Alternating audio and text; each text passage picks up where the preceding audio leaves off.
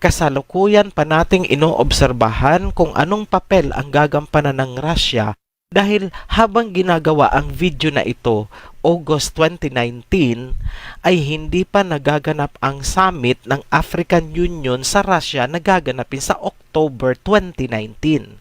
At kapag naging matagumpay ang paghuhugbong ng Africa sa Russia, kumpleto na ang dalawang witness na magbibigay ng langis sa lampstand.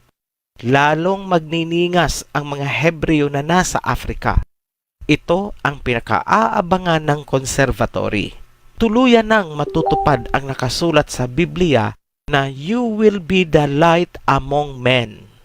Sa ngayon, nagniningas na ba ang ilaw ng golden lampstand dahil sa langis na ibinibigay ng isang witness? Ayon sa aming obserbasyon, opo, nagniningas na dahil sa langis na nanggagaling sa isang witness. Ang kanilang liwanag ay nagbibigay ng pag-asa at hudyat sa iba pang Hebreo na nasa ibang panig ng mundo upang ito ay gumising na.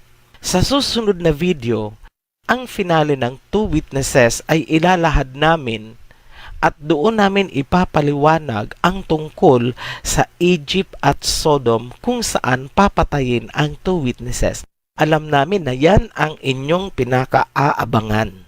Sa ngayon, saglit naming puputulin ang two witnesses dito sa This is Africa.